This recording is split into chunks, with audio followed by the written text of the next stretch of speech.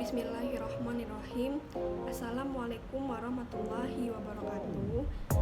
Perkenalkan, saya Risa Istiqomah, mahasiswi dari Fakultas Ilmu Kesehatan, Prodi Ilmu Perawatan, Universitas Muhammadiyah Bengkulu.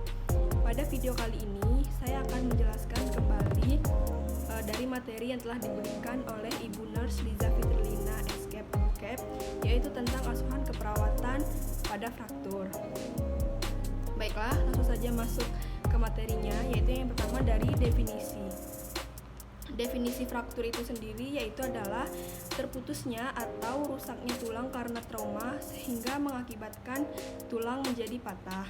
Kemudian masuk ke etiologinya atau faktor penyebabnya, yaitu terjadi karena trauma itu sendiri atau karena benturan, kemudian karena tekanan, bisa juga terjadi akibat stres, dan bisa juga karena faktor yang lainnya yaitu adanya tumor pada tulang yang mengalami fraktur. Kemudian adapun manifestasi klinisnya atau tanda dan gejalanya yaitu bisa muncul nyeri, kemudian bisa muncul bengkak, kemudian juga bisa muncul edema. Kemudian komplikasinya yaitu fraktur bisa menyebabkan terjadinya infeksi, kemudian bisa menyebabkan kerusakan struktur pada tulang, kemudian terjadi edema dan terjadi syok pada jenis fraktur yang terbuka. Kemudian masuk ke jenis-jenis fraktur, yaitu ada green stick, kemudian displaced, kemudian comminuted, kemudian oblique, kemudian longitudinal, kemudian intraarticular, kemudian impacted, kemudian patologik, kemudian spiral, kemudian stress, kemudian ada transverse, dan yang terakhir yaitu avulsion. Kemudian masuk ke pathway atau patofisiologinya atau perjalanan penyakit dari fraktur ini sendiri, yaitu yang pertama dari faktor predisposisinya atau faktor penyebabnya yaitu dari trauma baik secara langsung ataupun tidak langsung. Kemudian dari trauma ini maka terjadilah fraktur, baik fraktur yang terbuka ataupun tertutup.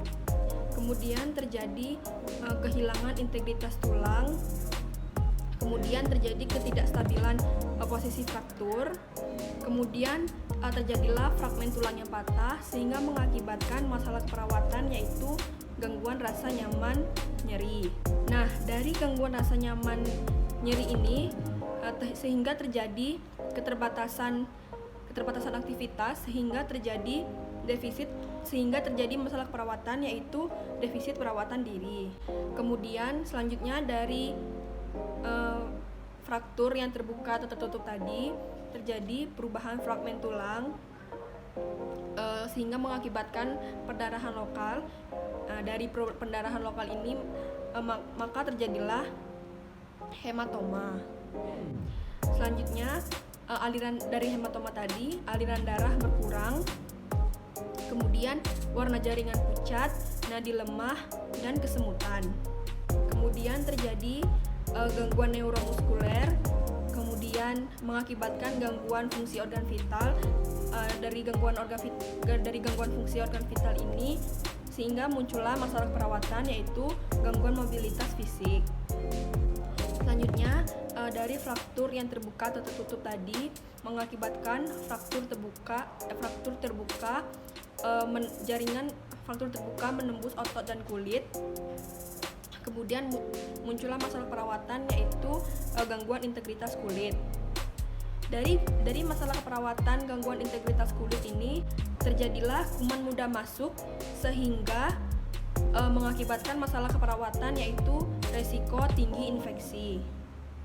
Baiklah, masuk ke intervensinya yaitu dari nyeri tadi. Intervensi yang bisa dilakukan yaitu yang pertama kita kaji dulu PQRST-nya, kemudian kita ajarkan teknik relaksasi napas dalam dan teknik distraksi.